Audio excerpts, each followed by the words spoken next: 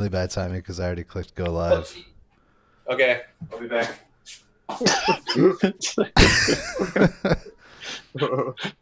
Oh, please say we've got the music going. Just before the music started, Evan saying, Yeah, we've got another 10 seconds, maybe 15 before the music stops. "There's just going to be an empty space there." So you don't hear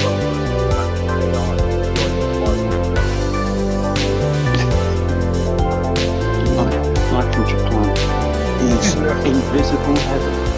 taken over Evan's apartment.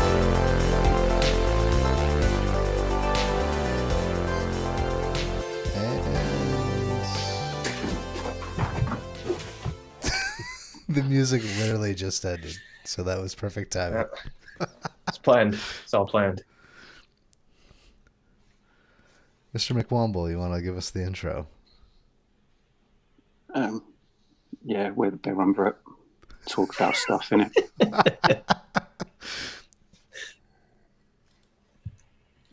Good. We've got topics. We've got backgrounds. Yeah. Got guests, friends, and Evan. Don't pretty drink too good. much. I lost the tweet that I had prepared to let everybody know that we're live. It's too late. We don't get viewers. We get a die-hard core of fans who watch post stream because they know if they watch live they would just be drawn in by our rampant awesomeness. Just have to rearrange their schedules incessantly to meet up with. Yeah, I will say I thought that went well.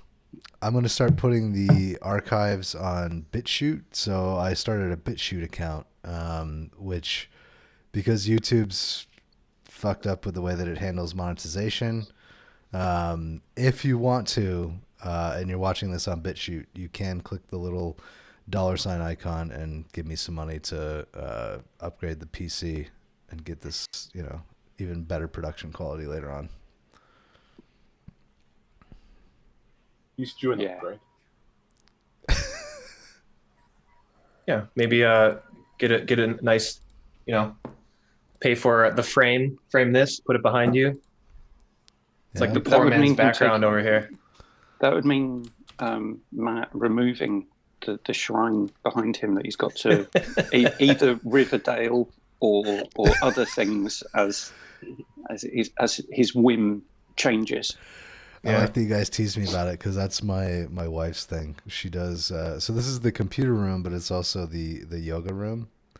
And she's got like her incense and all that kind of stuff in the little. It's not really an octagon. I don't know what shape that is, but Hexagon. yeah, inside the hexagon's got like her incense and all that stuff, and that's where she. It's like a poor man's UFC inside the hexagon.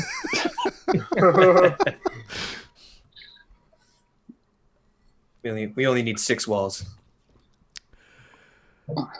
No walls, just street fighting, like a t-shirt.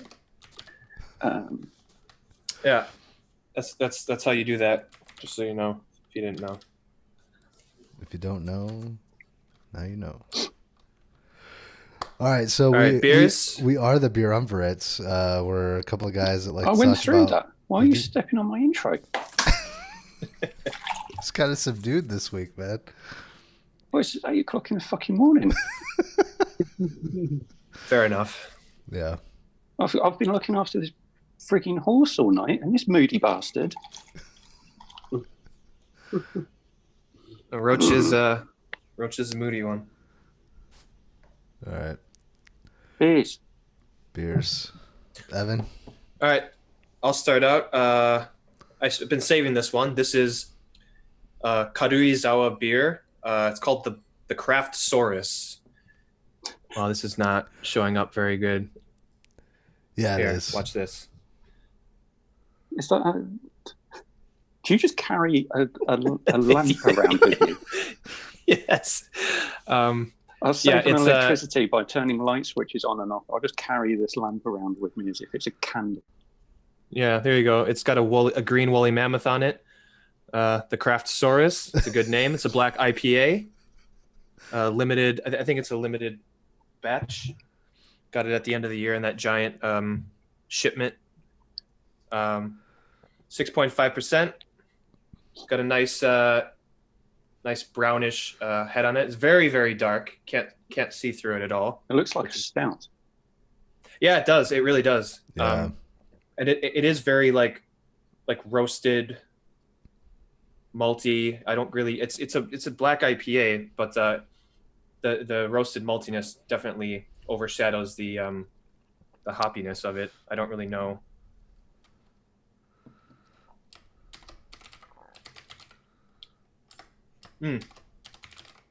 Yeah. That does not taste like 6.5%. That's for sure. Really, really clean aftertaste. It's not heavy at all. That's good. I think every time I'm on here, I'm like, this is like a session beer. It's really drinkable. I might just something's wrong with my tongue, even though it's 6.5%. Or just yeah, just every beer that you drink is the session beer. It's just Here's the worst. this 11.5% barley wine. It's very drinkable. Oh, it's like a session ale. Oh my god. Oh, it's it's sweet. Kind of got that caramel. I know how you like caramel. I should have said caramel. Sorry, disappoint you two, Liam and Keith. But Well, there is an extra vowel in it, so you might as well pronounce it. oh yeah, aluminum foil. Come on, we all know how it's really it's pronounced. aluminium. Well, no, we've gone through this. I have we? corrected I'm people sorry. on this. Everyone's short term. Are you all smoking dope? Your short term memories are I shocking. haven't seen No anything yet. comment. No comment. I will. So, I will never second guess Keith's memory of anything on this show or Podcast Reload because somehow he fucking remembers everything we all say and talk about. I can't remember last episode.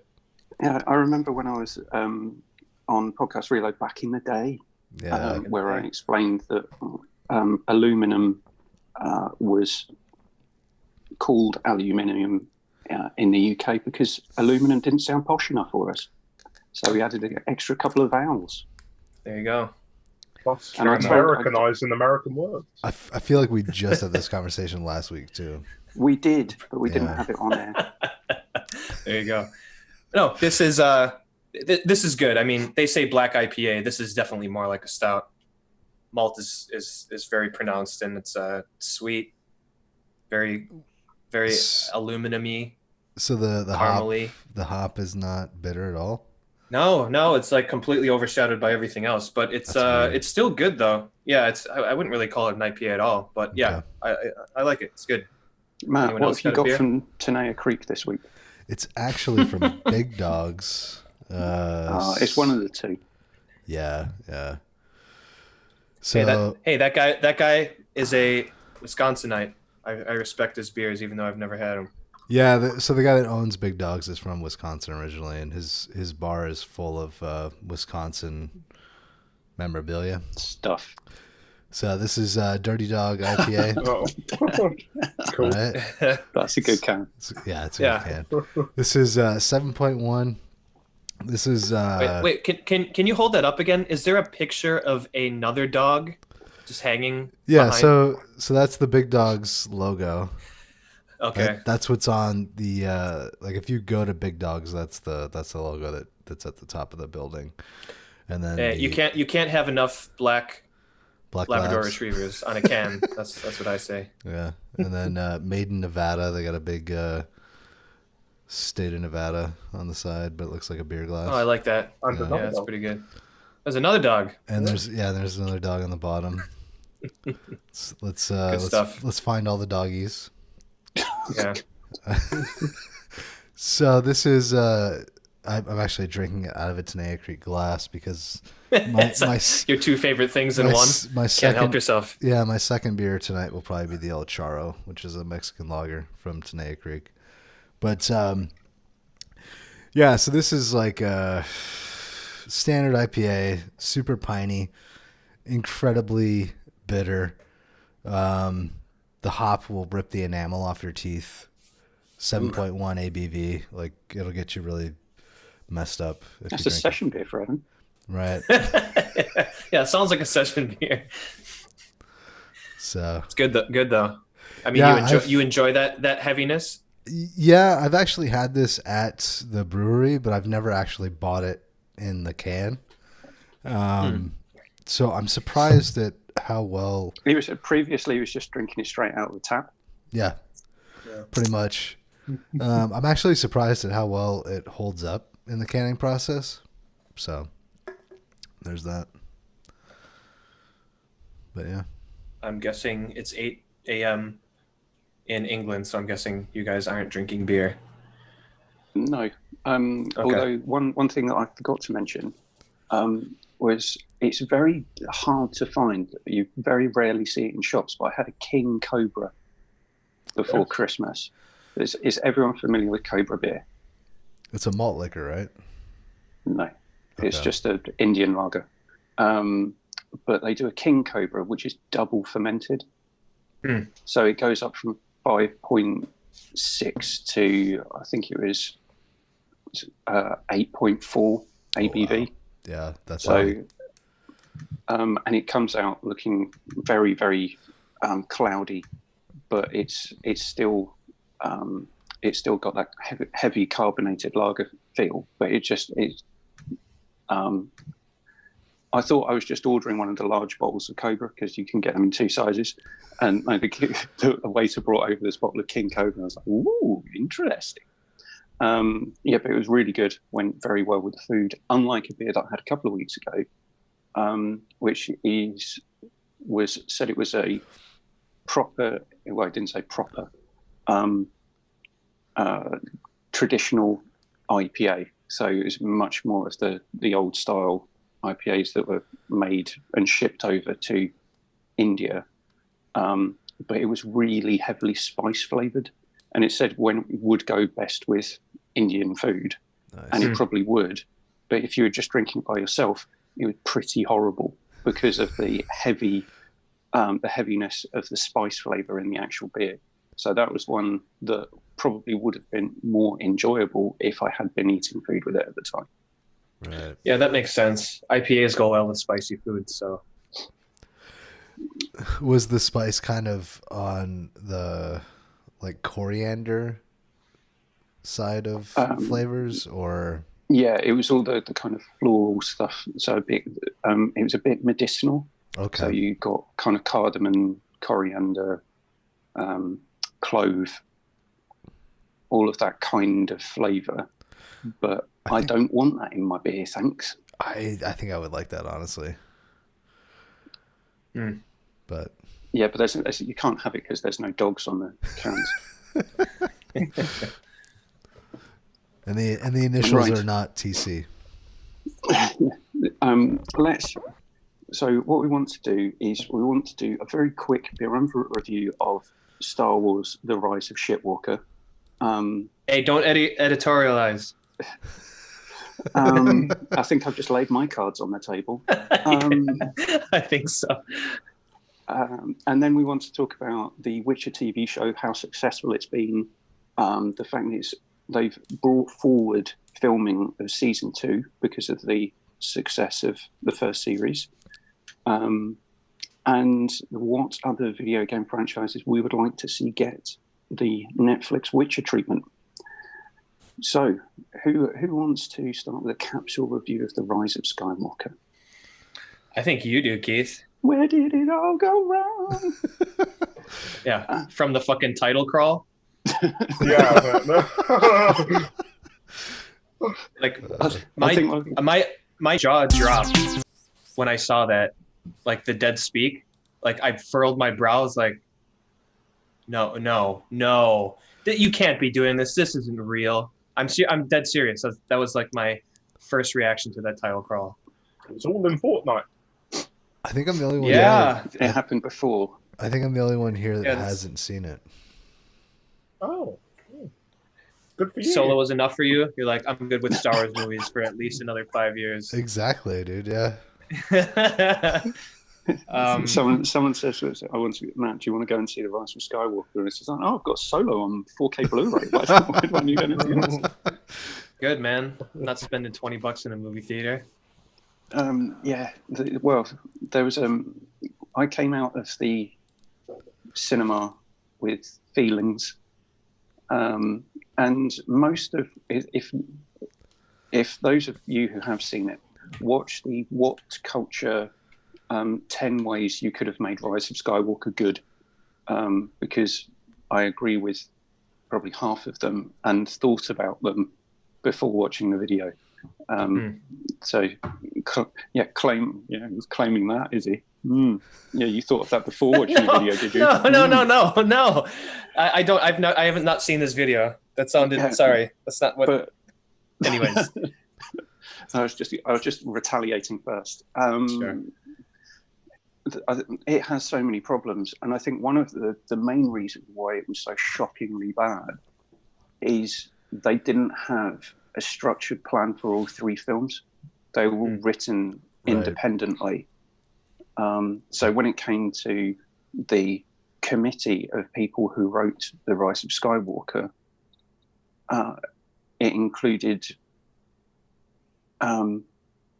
too many people, too many ideas, and that basically screwed the continuity of the entire saga.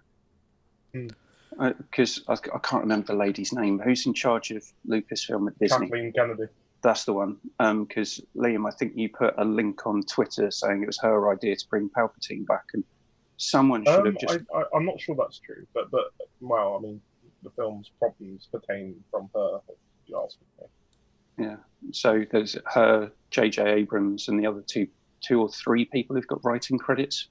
Oh, there's a lot of people involved in this film. Like, I could explain it if you'd like. It's very interesting. Go for it. Okay, well, first there's the director. First, Colin Trevorrow. He sort of had a hand in the film before it switched to J.J. Abrams. So a lot of what he developed for his script, the original script, basically carried over to this film before J.J. Abrams and Chris Terrio wrote the treatment on the script.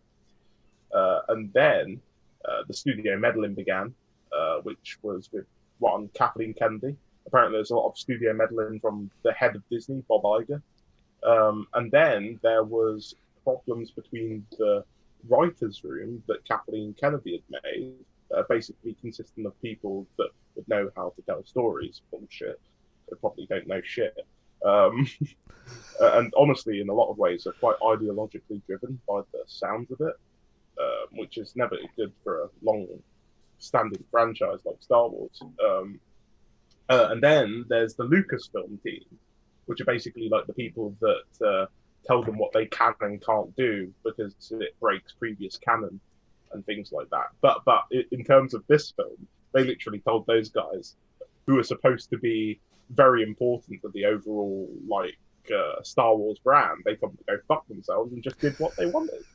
So yeah, I mean that says it all, if you ask me. Sounds like a mess. Yeah. I mean, I'm pretty sure that's how you get Star Destroyers that can actually destroy planets. I feel like if they had made a movie of the making of this movie, it would be a better movie. Yeah, I would be very interested. Yeah. Be an interesting documentary for sure. Yeah, I mean, most of what I don't like about this film is rests entirely on the idea of bringing Emperor Palpatine back. I just think it's so fucking unnecessary. The first 5 minutes is are you kidding me? It totally retcons the sacrifice that Anakin Skywalker makes at the end of Return of the Jedi. Yeah. So it was meant to bring balance to the Force, and he did, but not for long. It's you had one job and you couldn't even do it right. I might be misremembering things, but I swear to God, in the beginning, there was a giant container with Snoke's in it, and he was wearing the gold outfit that he had in the throne room. It's why does he have clothes on in the fucking container where he's, I guess, being grown?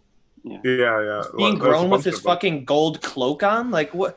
Yeah, we remember what he looks like. He doesn't have to have the gold I mean, that's neither here nor there. I don't want to be one of these people like, oh, I can point out plot holes like cinema sins, so that means I'm smart. Like I notice these things. It's not about the little plot holes and those types of things, but just the general overarching story of like.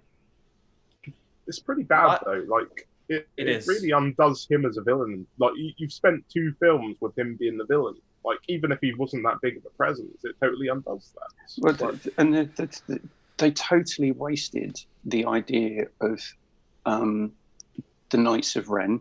They totally wasted General Hux as a kind of megalomaniac bad guy and turned him into a comedy character.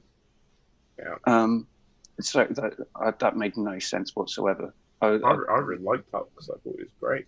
Well, because he was a zealot, and then you turned him from being a zealot into a jealous comedy character. It's like, oh, if I win, if Kylo Ren loses, oh, fuck off. That's not. You've gone from being pretty much a religious zealot and wanting to end the universe and take over because you think it's the right thing to do.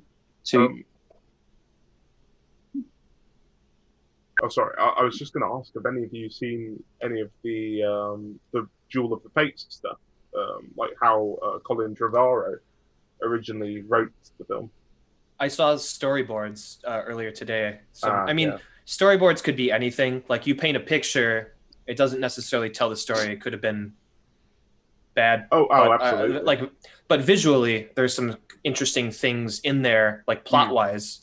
As well as like framing and stuff that was like, oh, okay, well, I don't know. At this point, to me, like anything's better than what we got. So even seeing what could have been is kind of makes me like wish it was. I don't know. It seems like they took more chances. I thought to Keith's point where he's talking about Hux, I thought Hux was one of the biggest improvements they made in the Duel of the Fates script. Is that they sort of made him more duplicitous and slimy.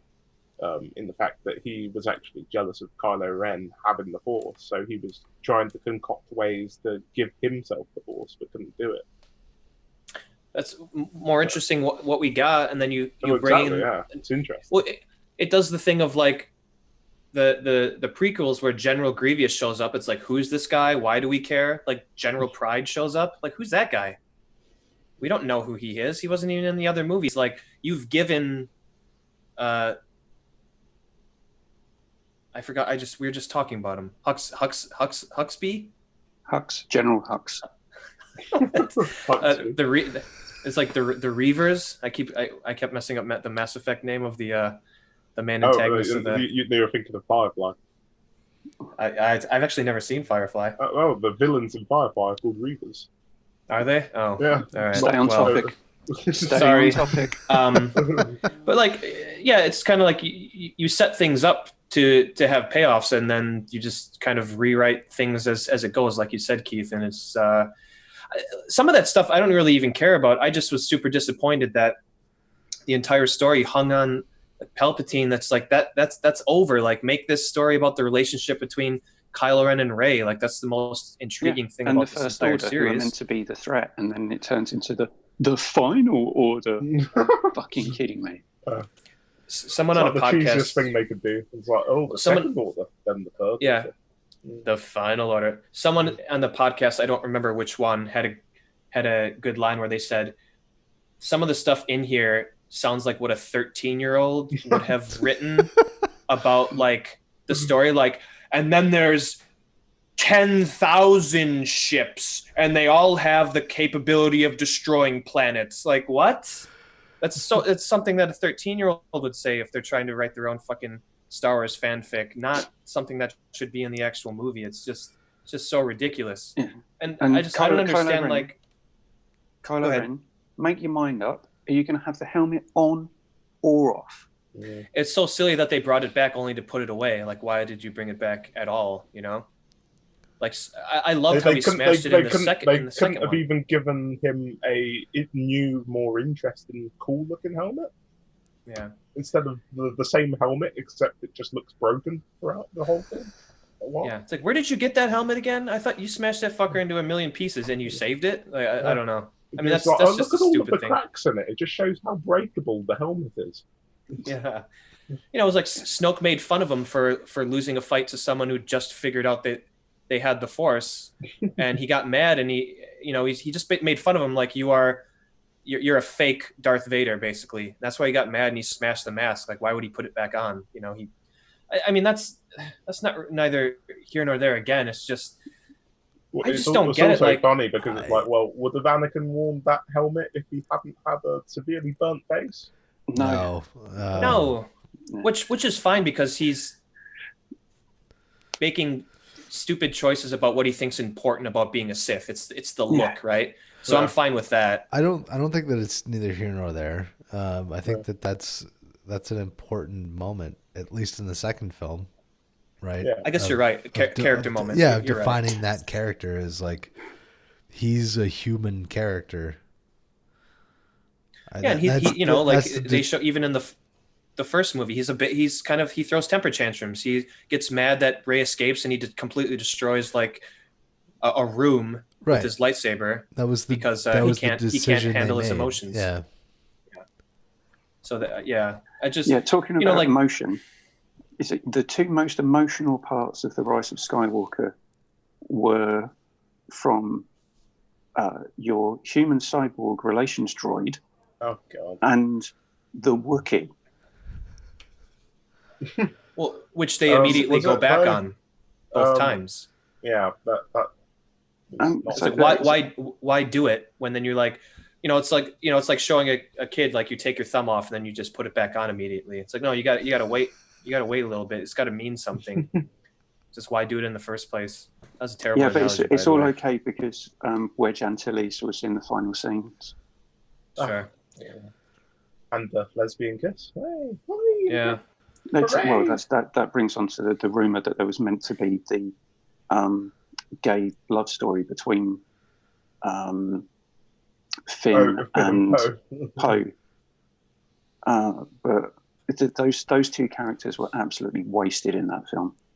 They were, completely. Almost everyone was wasted in that film. The film was a waste.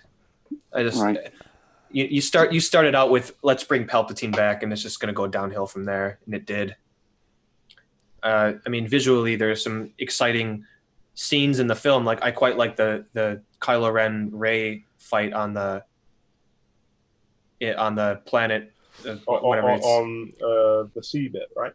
On the sea bit, yeah. On the so it brings up another problem when they're fighting on the Death Star that got blown up to smithereens, but it somehow crashed on the planet and still there. The planet that wasn't Endor when the Death Star was orbiting Endor. Wherever that was, yeah. Just like visually, that fight was pretty cool, and I liked how it wasn't like the prequels where it's just this ballet where they're actually not trying to hit each other. They're just trying to do a bunch of flips and make it kind of look more like a dance than an actual fight. And in this fight, they do more of like the not Empire Strikes Back, the not Revenge of the Jedi, Return of the Jedi, where it's more emotional and they're like slamming the lightsabers like into each other and using more feeling in that. And I did like that lightsaber fight, but until it becomes really visually interesting looking as well. But are we sure that it's not the third Death Star and that Disney's not going to do an animated series that takes place in between the second and third movies that explains at this point it's like, supported by another novel that is only going to get limited print run. Right. I don't know. I just walked away from that not feeling much. Disappointed, but it's like fuck Star. It doesn't matter anymore. I don't know. And that's I think that's the most disappointing thing. You've taken this saga that everyone's built up for the last 6 years, 30 plus years, and it doesn't matter. That's true. Think back to how you felt back in 2012 when they announced they were doing a new trilogy. Yeah.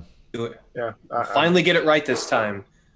They have a plan. It's all going to work out. And then like, it's such a flat ending. And it's so disappointing. That's not even anger. It's just like, ugh, this is how you end it. Are you guys crazy?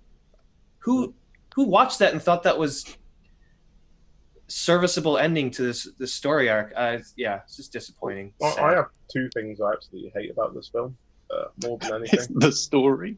I mean, I it's just so freaking typical in terms of most blockbusters these days. It's hasn't got anything to it. It's not well thought out. It's very much a mess. I think that's representative of the kind of people they had trying jiving over control over it. It made the ending of The Last Jedi. The Last Jedi just made absolutely no sense when you look at the ending of The Rise of Skywalker. Well, the thing about The Last Jedi is that I know a lot of people don't like it, and I think that's okay. I sort of understand why, but the film has a lot of good things about it. Like it, great, yeah. Yeah, I've come around. I've come around on it, Liam. I think we spoke about I this. think so. I had a period where I just felt very negatively about it because everybody was very negative about it, and I just thought, oh crap, I'm just he was trying to join do something. This chorus. He was trying to do something a bit more interesting, and then it came, all the interesting things that they brought up in The Last Jedi, they just totally screwed up and threw out the window. Exactly. For the third film. Rian Johnson was clearly trying to break this sort of formula that Star Wars had become. It rested on its laurels too much. It kept repeating all of the things it had done before. Like that wasn't a good way to continue the franchise. Like just repeating itself. Right. Constantly. Like in a galaxy far, far away, a galaxy that's like exactly expansive but yet so small, right? Yeah. It's like Star Wars couldn't get away from itself because it had to be about stormtroopers, and the fucking Jedi robes don't make sense because they're not Jedi robes. They're just the attire people wear on Tatooine and all these little things. And he was trying to like get Star Wars away from that. It doesn't necessarily have to be all of those things. It doesn't have to tick every single box. Like, oh, I know that. I remember that. Oh, look at that. Yeah, fucking AT-ATs. But when it is that and it's good, like The Mandalorian, it's still enjoyable. Which I can't watch. Yeah. So you guys talking about that, Matthew? Neither. Oh, you can watch it. Yeah, you can watch it. Neither of you. Hey, all right, so neither of you have there's seen. no Disney Plus in Japan. That's all I'm saying. All right, so has anybody here watched it? Yeah, I've seen it. But Liam and Keith, you guys haven't watched it? I've seen the first 2 episodes. Okay. Yeah, I don't want to steal them. That's what you're doing. You're supporting. Hey, my dad had them. That's all I'm saying. Yeah, my dad had them too. I'll just go with that. Well, both of our dads had them.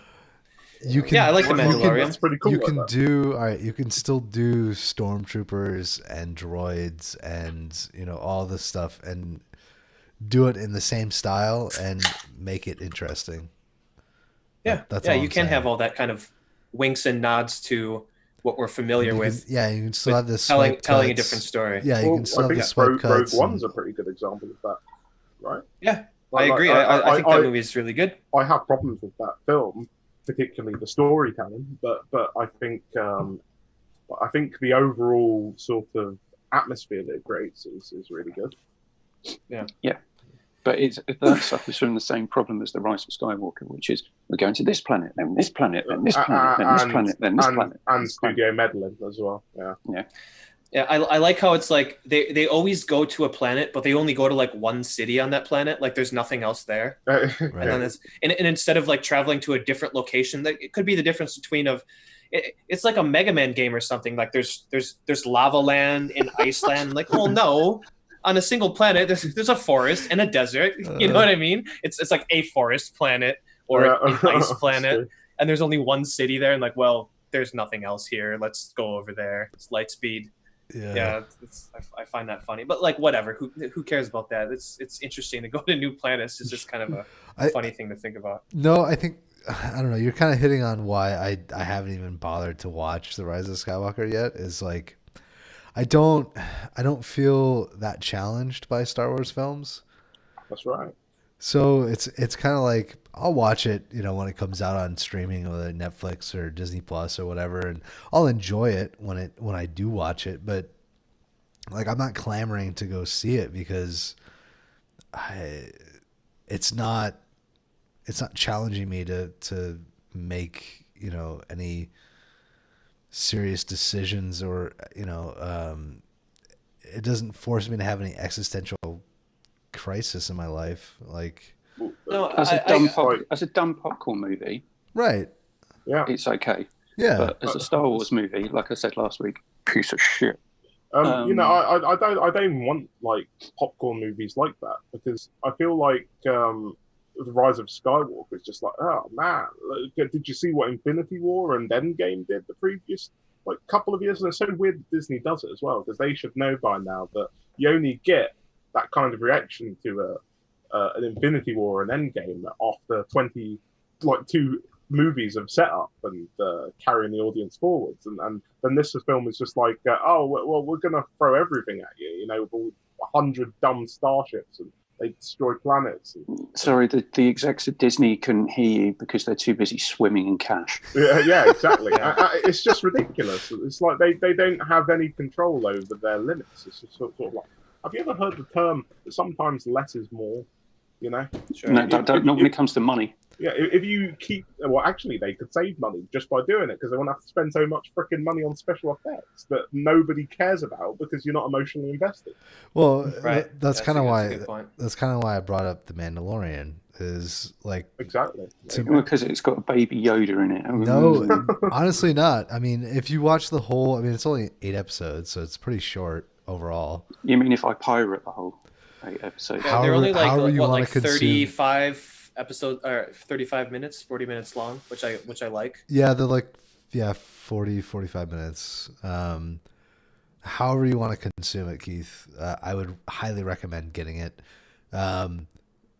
What Favreau has done is to boil down the essence and tell a story that happens in this universe. And that's I what think they these, should get Jon Favreau to make the next Star Wars movie. he should. Like that's what I'm saying. Like, Well, this is what the Fuck, movie Man, is. he made line. Iron Man. He made Iron Man 2008, which kicked off the entire MCU. Yeah. Yeah, And, what else? There was he's like- another. There was another thing that he rebooted. He did the Jungle Book and He did the Lion Jungle. Oh, I didn't know you did that. Yeah. All right. Yeah, just you know, oh, cut Andy down, did trim my favorite down all the Christmas film. Elf. Have you seen Elf? Elf. Yeah.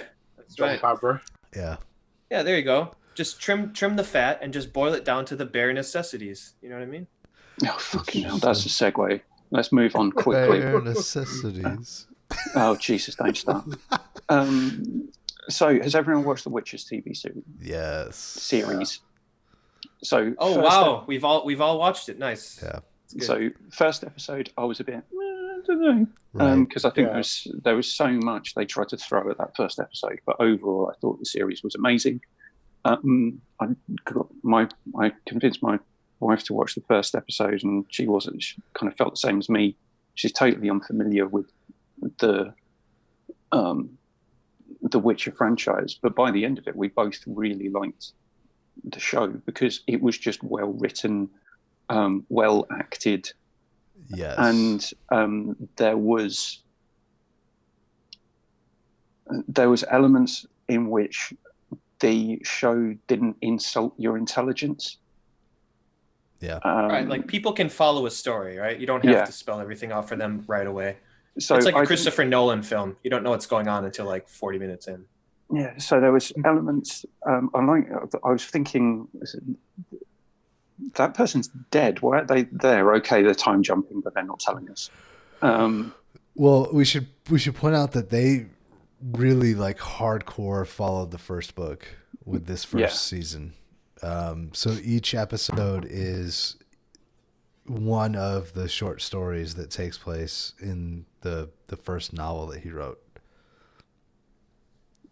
Yeah, and they do. The Last Wish. Yeah.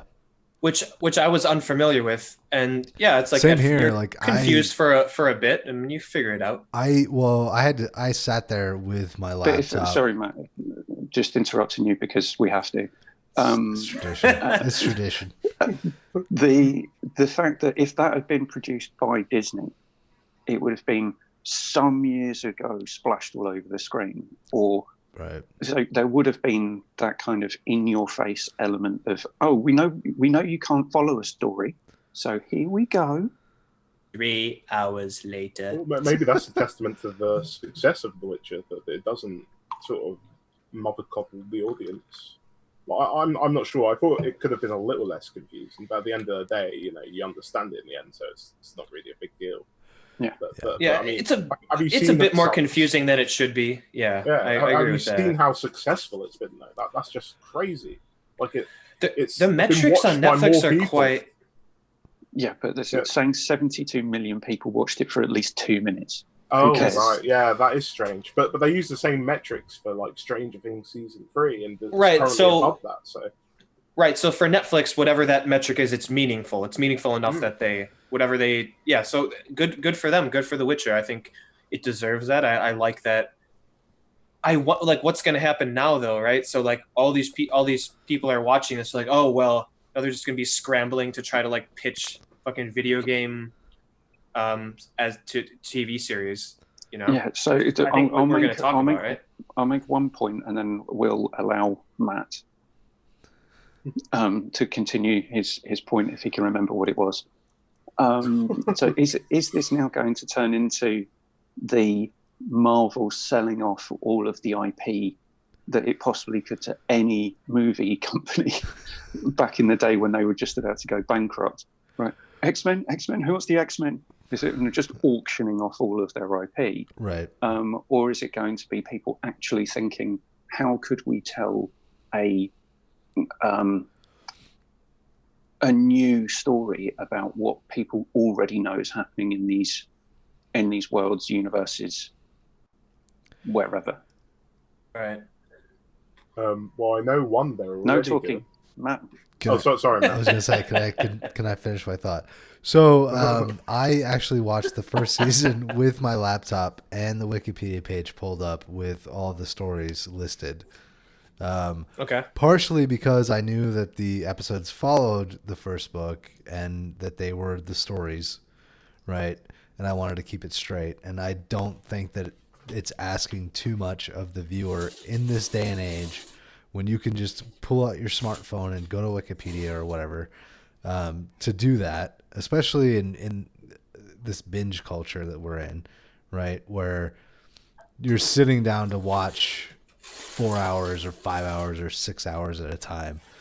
I think that The Witcher is unique in that it is based on a novel series and is not based on the video game. Marvel did file bankruptcy. They were in Chapter 11. Yeah, those are my thoughts. Those are my full thoughts. Yeah, in other words, people could be more protective of their IP when they're not facing being bankrupt. Yeah, and also it means that the original novelist can claw back some of the money that he didn't get from CD Projekt Red. He sued. It was his own fault, and then they settled with him. Yeah, I was gonna say, he sued luckily, them Polish law is a bit different from law in other countries, where he was able to readjust that or renegotiate. Right. Yeah. In the States, you've been fucked by the skin of his teeth. Yeah. Yeah. So suddenly I don't feel so badly about those games now that I have my money from them. Well, it's kind of ironic too because I'm pretty sure there was an article or two about this, but just me looking at Steam stats, like Witcher 3 jumped up in the top 100 games. Dude, I re-downloaded it because of the show. Yeah. Right, like, so it's mutually beneficial for fucking everybody involved. So everybody's making money on this shit, Well, that's when you perk your ears up. It's like, oh wait, there's more concurrent users than when the game first released. Right. Oh, remarkable. well, now let's make a show about insert IP here, and then all of a sudden a bunch of people start playing the game again. Yeah, I mean, honestly, like for me, I was on Steam stats and I was concerned with Dota 2 and CS:GO, and I'm like, what the fuck is The Witcher doing at like 13th slot? Like, why is it so freaking high? From 2015. Yeah, It's exactly. not a multiplayer game. Yeah, right? exactly. Yeah, and well, it'd be interesting to see the number of people who did what Evan and Liam have done and just downloaded the game again, or how many new people have gone out and bought it since the launch of the TV show. Well, then Yeah. also it popped up on like the most recent holiday sale. Like, Yeah. hey, Right. nudge, nudge. Yeah. Don't have it yet. I Are you think it was on interested? sale on every platform, I think. Yeah. Why And not? And it was reasonable too. It was like $15 for the game of the year or whatever. Yeah. Oh, it with all the DLC. Yeah, I think Yeah. I bought it for about that much, and it's a steal. It was $12.99 here. Oh, wow. That's All a- right. I that still is a I steal. still didn't buy it because I was waiting for Apex Legends Season 4 to come out. Oh my god. Nice. Not Love really. it. That reminds me, Evan, you have the power to choose. You can either not talk about Yakuza games for this entire year, or you and I have got to play some Apex Legends together, and I'll stream it on Twitch. Oh, I would definitely walk over broken glass in order to get my hands on a controller that plays a Yakuza game. So I would play some Apex Legends with you. All right. Okay, you heard it here. Yeah. It's archived. If we can probably shouldn't coordinate have it, said anything. I'm gonna jump in on that. I'll be player 3 on that squad. That's cool. I'm going to fucking. I'm so bad at. I don't even know what to do. It's a first-person Well, shooter. it's a first-person shooter. You aim point the gun and shoot. yeah, Oh, you stab him with the pointy end. the pointy end. Yeah. Thanks, Jon Snow. Oh, I learned when I was in the alley and this guy tried to steal my wallet. I remember what Jon Snow told me, and then I stabbed him in the heart. I Good thought thing that was it gonna wasn't. Yeah, Did- I did thought you- that was going to be your bullets, so they first couldn't- opportunity to Did talk you about name Castle your Cuban. Did you name your pocket knife Needle? What about my noodle? I said, did you name your pocket knife Needle? Oh, I got a name for it. I can't really tell you guys that. No, it was his Nintendo Switchblade. Yeah, it's my Switchblade, man. Yakuza Oh, reference. Luckily, I was playing Dragon Quest XI, right? And I had the Switchblade prototypes because I was just testing it out, like how would it work. I had it in my back pocket, and sure enough, some guy tried to steal my wallet. I was like, all right, well, let's see what the Switchblade's got. And fucking, I stabbed that fucker twice in one swing. Let's move on. This is garbage. Right. So, what video game franchises do we think deserve? Not necessarily deserve, but what do we think would be making a success of the transition into the television medium, either by streaming or whatever, in the same way that The Witcher has? I don't know if you guys know, but Netflix actually has a television series already in development for Resident Evil. No, I didn't know. Really? I didn't know that. That. No, Yeah. me neither. Don't worry, Paul W.S. Anderson is not involved. Thank God. Yeah, but I'm intrigued by that. I would really hope that they, 1, get the characters right, 2, actually tell a good story, 3, don't go over the top, 4, I don't know, actually be scary. Hopeful. I mean, How do you more eyes on this concept now that The Witcher did so well and Castlevania and that. how do you be Yeah, scary? it's true, Castlevania. How do you be scary while still having a nod to the video games and having a Well, nod? are they Jill going to have sandwich and weird all that? outfits? Is the Well- character playing Chris Redfield going to dress up like a sailor? Right, and have it not be weird. That's what I'm saying. Like, have it not be cheesy and weird. I don't know. That's a difficult task. Yeah, Yeah, I don't know. I'd be quite intrigued to see what they do with that. Is it Liam? Have you got another? Have you got a suggestion for yourself rather than the being I'll the source of all news for us? I'll wait a little while. I'm not going to say the one that everybody expects from me because Well, I'm not going to say Mass Effect either. yeah, I'm not going to say it either because I'm tired of fitting into a mindset because it's true. Yes, I think about Mass Effect at least twice a day. But I'm not going to do it. Not this time.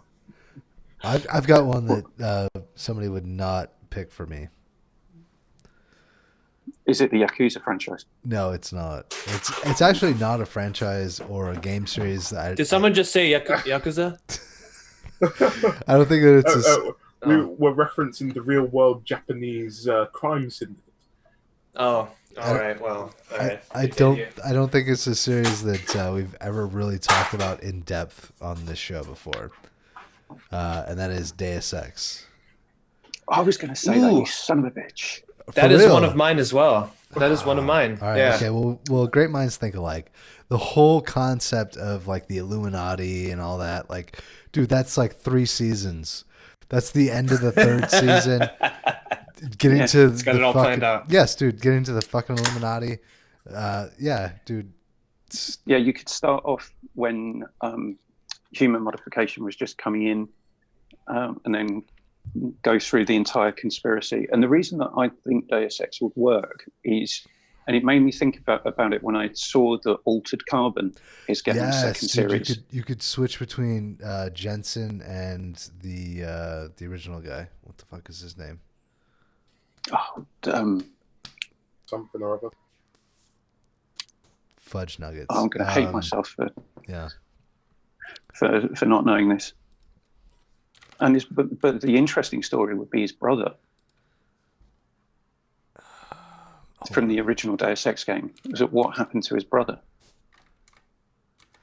Well, isn't that that's like a whole part of it, right? Is him searching for his brother? Yeah, searching for his brother, but you don't actually realise how he got himself in trouble and how he ended up in that base dead. You can piece some of it together, but you don't really know most of it, because something like that could get the Witcher style treatment. Jason Denton, yeah. So there are, and I think people aren't familiar enough with the story that you could do something really interesting with it. You could play it straight, and people would still eat it up, because how many people have actually played this game? Yeah, well, it's not in the top 20 on Steam at the moment, that's for sure. Right. But the other thing is that with the hype around Cyberpunk, that could boost desire to do something similar. And I think Deus Ex is potentially a more interesting way of adapting that type of world to a TV show, more so than Cyberpunk. Yeah, I could see that. Yeah, I mean, I think essentially I don't know much about the first 2 Deus Ex games. I've only played the more recent ones, and there's definitely a story arc going on right now with those games where it seems like they're going to make it into a trilogy. I don't know how well they sold, but there's a lot of interesting stuff there, like Blade Runner-esque. Like you want to see like the near future, like augmentation, the kind of the fight between humans versus augmented people, and there's a mystery there. There's like a syndicate or like a shadowy corporation like pulling strings, and then that comes Jensen... up in the second one that was made for the original Xbox and PC, Invisible War. Oh, that's right. That was the second one, right? Yeah, I do remember the name. Stuff, there's enough there. It's intriguing. That's a story that's been told enough to where like there's an audience for that, like near future and the things that come along with that. Yeah. The conspiracy in the first one, in the first game, which is we've purposefully infected people with a virus in order to sell them the cure. That's a very maniacal way to start. I mean, it's an evergreen topic of like corporations trying to fuck the general population over because of greed and money, but make sure you pay your Netflix subscription to watch the show. Yeah, there you go. I guess right. Here's an ancillary question. would Altered Carbon make a decent video game, and could you translate that into the video game medium? Yeah, Possibly. that'd be awesome. Imagine if you made it sort of what do you call it? Oh, God. Dude, if it was an RPG and you could choose like what the hell do they call the discs that go into the neck? Oh God. Sleeves, aren't they? No, that's the people. The people on your sleeves. That is correct. Right. So like if you could choose your sleeve and like Stack. these and Stack. like Yeah, sorry, you're right. and the stack is like your character traits or whatever. And these two things were independent and you could like change them throughout the game. Well, what if you couldn't select your sleeve, but it was randomized, sort of like they do it in the show. So you end up with a different body every time you die. So there's a sort of like so you Yeah, choose you've got to take whatever body is variable to available. it. right. Exactly. So you choose You get certain stuck with a really stats. shitty body, Yeah, a little bit like Watch Dogs Legion or something. that would be awesome. I like that. Yeah. Yeah, I like that. So you end up as a kind of this badass spy in a 10-year-old girl's body. Yes, that would be awesome. Oh man. I love that idea. I did like. I think as well the fact that if you're like in the TV show, if you're one of the people who is trained to resist the mind hacking, the stack hacking process that they do as well, that could be an interesting mini game. So you get sucked into that world and you've got to kind of realize the elements that are fake and then draw your way back out of it. Because I thought that was really a really well done sequence of events in the first series. I like the idea of letting go to that too, and just what was the drug that he does in like the second or third episode, where he's just fucking like lost in all the ads and everything because the drug that he's on. Or didn't he plug himself into the internet? But he like drops a filter or firewall or something and like lets it all come through because he doesn't want to deal with the fact that he's in this sleeve. I should watch it again before Yeah. the second season. Yeah. Yeah, I'm not sure. I do think that would be a good potential for someone to weave together into two different mediums. Yeah. What next? Who wants to go next? We all agreed on one, except for Liam. Well, I do agree. Like it would be.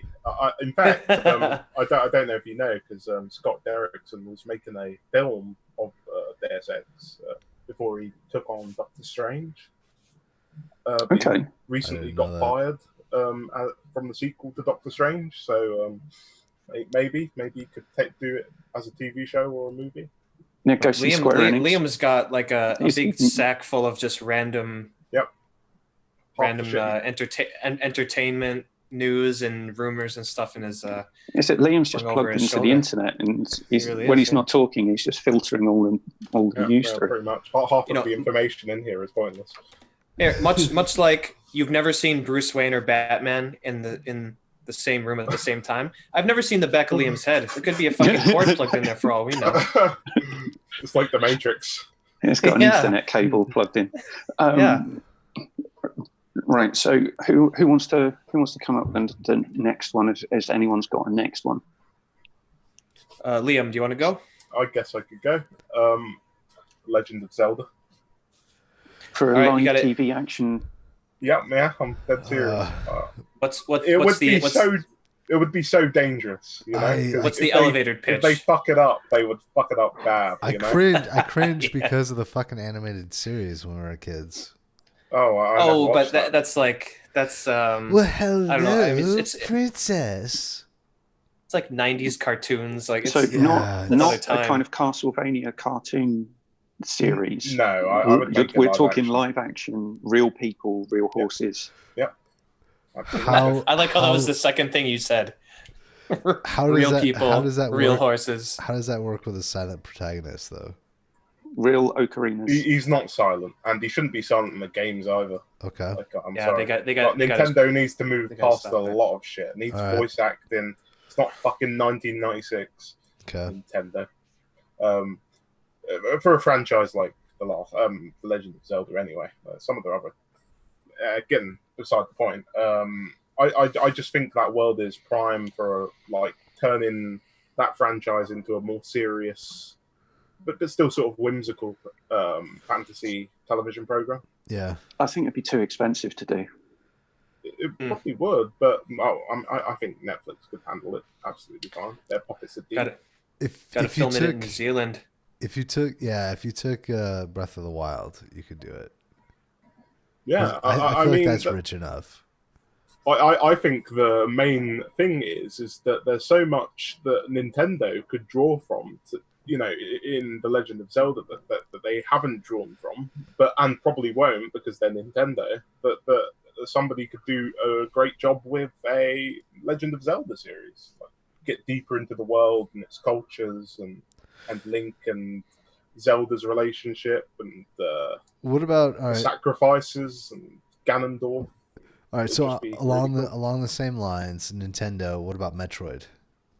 Yeah, no, totally. Yeah, that would be. What about excellent Mario idea. Kart? No, Luigi, it would It's be, like so, Top it would Top be Gear. so offensive to Stink Eye, Italians. yeah, Stink Eye Luigi. I'm down for it. He's gonna be the main Oh, character. Waluigi needs to be the villain.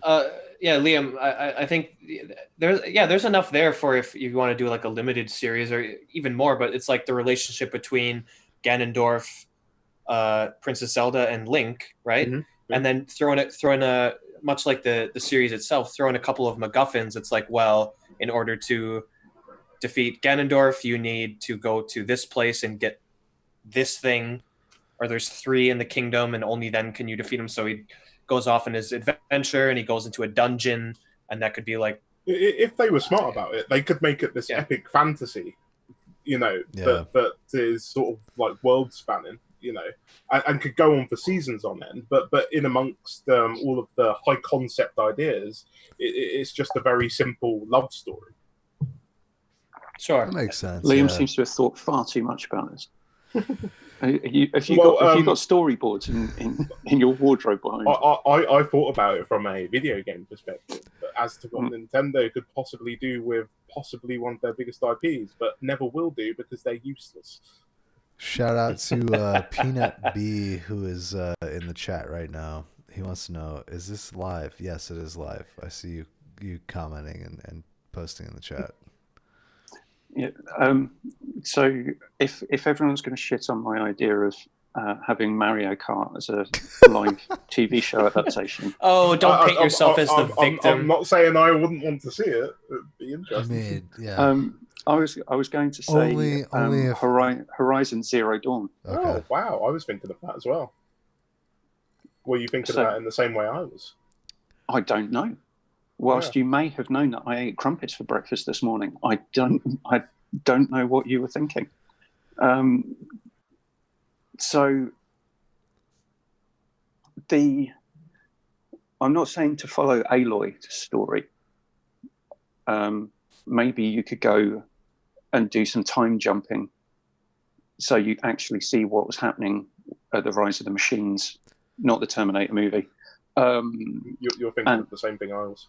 Yeah, and then you go through and it's like, how did the Earth recover, and how many generations of how many generations have gone through that process of extinction and rebirth, and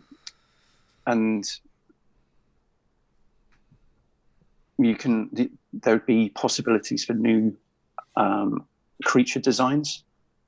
Yeah. Because they said that the creatures evolved each time into what they look like in Zero Dawn. So you can see what did the early ones look like. And more peaceful. Yeah. And why are they more peaceful? Were people coexisting with them until the murder death bots rose from the earth to kill everyone? And I think there'd be interesting stories in there around some of the human factions that you could get. and is there anyone who even thought about uncovering the plots, or how did Meridian get built? I love all of the sort of stuff that comes before that as well. Like, I just love the idea of a bunch of people in a bunker trying to save humanity while the rest of humanity's dying. Yeah. And then also you've got the possibilities of some of the other bases where scientists work. Like, what happened to them? Did any of them actually leave their base and come out in the new world? Things like that. Yeah, because are you saying the story jumps between Aloy's story and then like that what you're talking about now, like in the past? I don't know. I remember how long had passed. Not even necessarily Aloy's story, just between the time periods. It's basically a prequel, wasn't it? I suppose so. I think one of the most interesting things about Horizon Zero Dawn, though, is like you start out not knowing what the hell happened, and you slowly find out what happened. I suppose that would work anyways, because it would be after the fact, right? So yeah, you're still wondering what the hell happened. Yeah. Yeah. So you need the time jumps, because that's what happens in Zero Dawn, but it would actually be live rather than Aloy seeing it through the focus that she uses. Okay, I see what you're saying. And that's where I think Liam's onto a good one, where you don't necessarily focus on that one bunker where they saved humanity by putting that AI. I can't remember the name of the computer program now.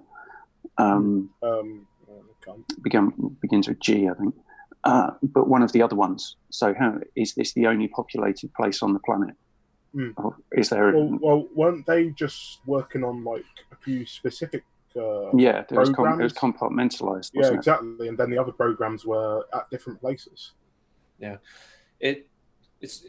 I would like it not to fall into the. Well, it really depends on what it is, but in a lot of zombie outbreak movies and series in that, it's in a single location, and you never really find out like how far the outbreak has spread. I guess World War Z is a bit different because it's spread across the globe, but like in a lot of shows and movies, you never know how did they is it a single location? Did they how far does this go? Is this on other continents? Like, you never really know that type of thing. So that would be interesting if you could shine some light on how far this has spread. What was the zombie movie? It was 28 Days Later. Have you seen that? Yeah. Danny Boy. So in that one, you don't know at the time, but after the fact, at the end of the movie, you find that it is isolated just to the UK because the French Air Force flies over. Right, which is quite interesting. Yeah, that's a good point. I totally forgot about that. Yeah, most of the time you assume that the whole world has been consumed by it, but that might not happen, right? And I think it's almost more interesting that it's occurring in a specific continent or an island or choose where. But yeah, that's interesting as well. Yeah. So, Evan, have you got another one you'd like to go for? Yes, I do. I wish Matt was here for this. Can we talk about something else until he gets back? I'm pretty sure he'll come back next. Does anyone have anything else to say about Horizon Zero Dawn on Netflix? I guess the fact that she's Aloy is a clone of the woman from the facility. Yeah. That could also raise the idea as to whether she's tried. Like, there's been previous clones of her before. Sure. Yeah, and she's just got. Yeah, I would find it hard to believe that she was the first success. Right. Like surely there might have been multiple clones of her. Yeah, and in different parts of the world. Yeah, how far did they get? Yeah, like they took one shot at it, and they got one shot at it, and they knocked it out of the park. That seems that doesn't seem very likely. No, it's kind of like the live, die, repeat. Yeah. There you go. Yeah. Which So is what the name of that movie should have been called in the first place. Elizabeth Sobek, I remember her name. There you go. Just pull that out of your back pocket there. I could tell it was killing you in the back of your subconscious was working overtime for like a solid 5 minutes. I wish I could remember details that are actually of some use. Oh no, that's very useful. Yeah. Yeah. Why and this is that would be a really interesting way to do it. So are there multiple clones around the world all trying to do the same thing independently of one another, not realizing the task that they've got, and some of them getting part way, some of them and then getting killed off, and it turns out that Aloy's the only one that actually has achieved what they were set out to achieve. I'd also like the idea of a clone doing exactly the opposite of what they would want. Like somebody being selfish and using their power for evil or something like that. Yeah, in a different part of the world. Yeah. Because it like who they are as a person almost depends on how they were raised and what environment they were brought up in. Like. Exactly. So it's just probably a ton of failures if it was going to be, dozens of Aloys or whatever. Yeah, it is interesting if they touched on that in the series. It's not just a single location. All right, Matt, I waited till you're back. Yes. Because I didn't want you to come halfway in on the next thing. You would have figured it out, but so my idea for a Netflix or streaming limited series. This isn't some sort of like, let's do 5. Like the idea already. Yeah. So I think they should make a series about Telltale's Game of Thrones. Wait, why? Now I'm thinking like they could take this story and make like a solid 8 seasons out of it. I'm pretty sure it'd be huge. It'd be the talk of the town. I think like high fantasy is on the rise. And if you like put the dragons in starting like season 2 or 3-ish, you'll trick people into like buying into this whole high fantasy thing. I think it'll be huge. They're already developing spin-offs there. I mean, yeah. You know. For somebody like me, it's gonna have to be on for at least 4 seasons. Okay. I'm gonna need to marry somebody who's interested in it. Yeah. Get me into the series. I gotcha. No, my pick is Silent Hill for The Room. Oh, nice. Yes. Which is why I wanted you on this, because they've taken shots at Silent Hill. They made 2 movies. The first one is actually pretty decent. When you guys did your episode about movies based on video games, I don't know if anyone's touched on Silent Hill. I think somebody did, yeah. No, you did. You told us. How did you not bring up Silent Hill? Yeah. Teacher, you forgot to give us homework.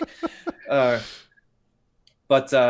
Silent Hill for The Room is completely compartmentalized. It's a single story using the Silent Hill. It doesn't even take place in Silent Hill. It takes place in a place like in an area really close to Silent Hill, apparently. Yeah. But that's not the point. The point is it's a singular story that could be told in a limited series, 5, 6 episodes, whatever you want. I think it is a great opportunity to tell. Okay, so Netflix, at least based on the algorithms and the shit that I watch, like murder mysteries, documentaries or otherwise, are hot shit on Netflix. People love the whodunit type of stuff on Netflix, whether that be like the Aaron Hernandez story or Making of a Murderer or True Detective or anything like that. If you present someone with a murder mystery of, okay, Knives Out, like whatever, we all love these stories. Someone died, something's happening, what's going on? At the heart of the story is a mystery. And you keep watching, glued to your seat, because you want to figure out what the hell is going on. And the Silent Hill for The Room has a great story that starts with a guy waking up in his apartment room Right. with the door completely chained up, and he slowly finds out like there's no way to escape. He can't break the windows. He can't unlock the door. He can see people through the peephole, but no one can hear his screams. No one can hear his cries for help. And a cool thing about the series is, or at least this Is this just the dream you had last night? No. I have some pretty fucked up dreams, but no, it's not. So in Silent Hill, you're like it's not open world, but you're exploring the town, and it's a bit aimless because all you're doing is like going to specific locations and checking whether or not doors are locked or unlocked. The cool thing about Silent Hill 4: The Room, which would work with like a series, is you're stuck in this apartment. There's no way to get out. All of a sudden, in your bathroom, a giant hole opens up in the wall, and you crawl into it, and it transports you to another world that's seemingly the real world. Yeah. So it's almost like there's levels in the game. It's Matt, not necessarily just interrupt like him. He's rambling now.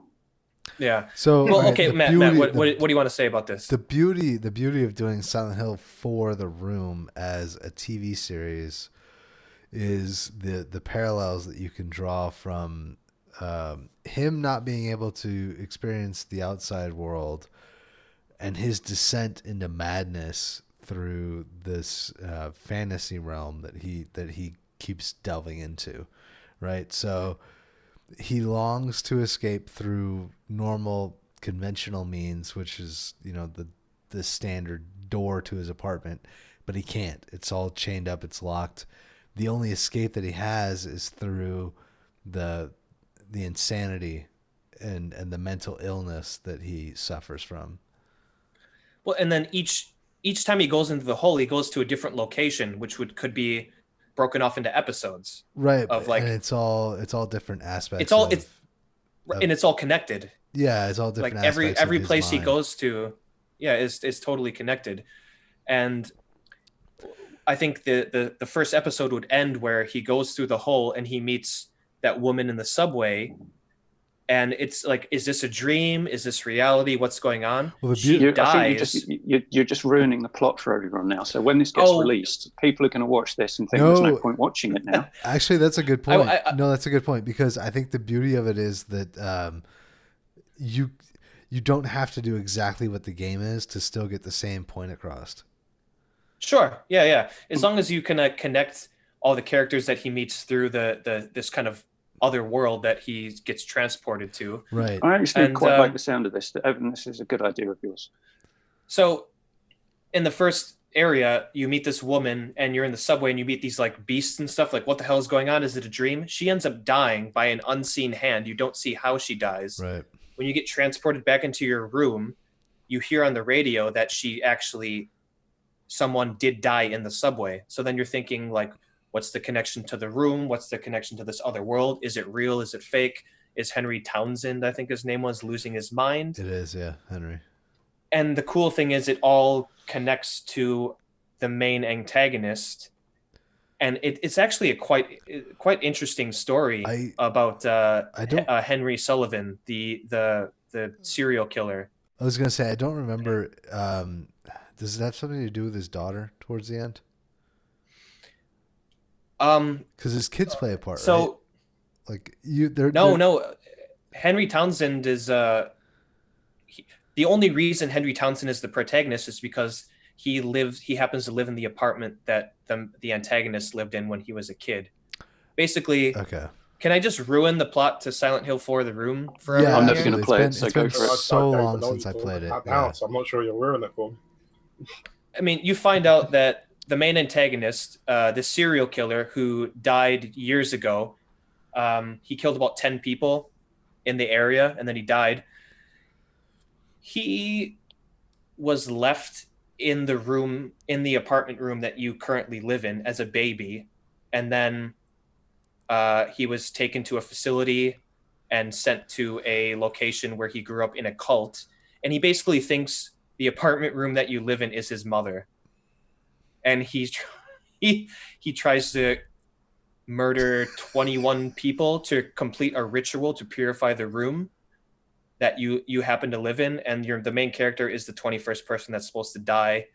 and basically these dream worlds you're going into is like a manifestation of the main antagonist's like dreams, and he shows up as a ghost to try to murder you, and it gets like really, really fucked up and dark. But because it started off really kind of chilled and jolly. Yeah. So just it's change it around. Jolly. one thing I like is it's fucked up. There's a serial killer. People love serial killer, murder mystery shit on Netflix, and it's got that kind of like, what the hell is going on? Carrot on the end of the stick. I always use that phrase. It's terrible. Yeah, that session bit.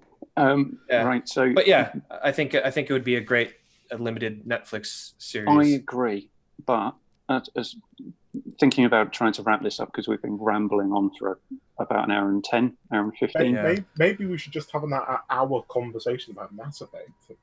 Oh, man. Yeah, next week. Tune in next week for our hour's debrief of how to do a Mass Effect TV show. Yeah, I will one up you on the quite possibly the scariest but also funniest TV show adaptation of a video game, Super Monkey Ball.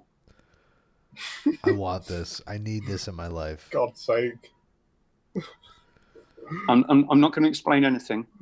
It's just going to be the title, and it's going to be genius. It sounds like a Saturday morning kids cartoon.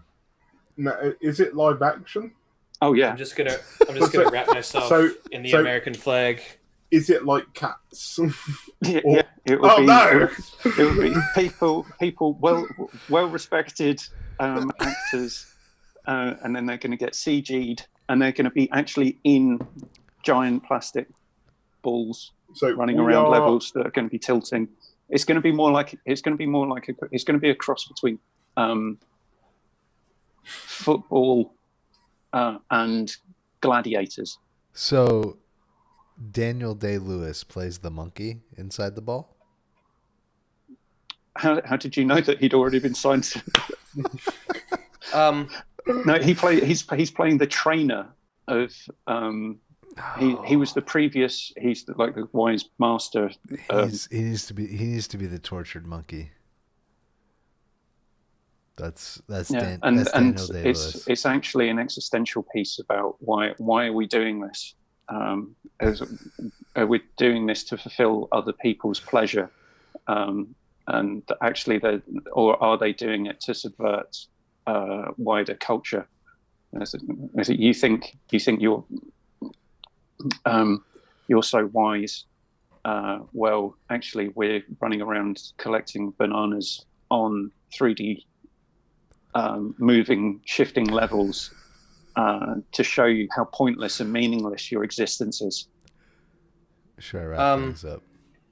Mick Womble, I'm happy that you brought that game up, because the director and producer, Toshihiro Nagoshi of Super Monkey Ball, is none other than the director and producer of the Yakuza series. So it all comes back around. Comes back to Yakuza. It's all full circle. Yeah. And that's totally true, by the way. And now you definitely have to play Apex Legends. Hey, look, I'm in this game, so it's just a bunch of faces. You fucking wish you were, and we all I run around the streets of Japan and just punch people in the face because I think I'm in the. It's all part of the Matrix. Liam knows. He's got. I mean, don't turn around and show everyone, but yeah. It doesn't matter what we do. There are many clips of Evan online punching people in the street. Well, yeah. Evan's character would be the drunk Westerner. Yeah. It's like a drunk pissing in the street over here. You know, it's just like, I'll just leave him. You know, yeah, he just thinks he's playing a video game.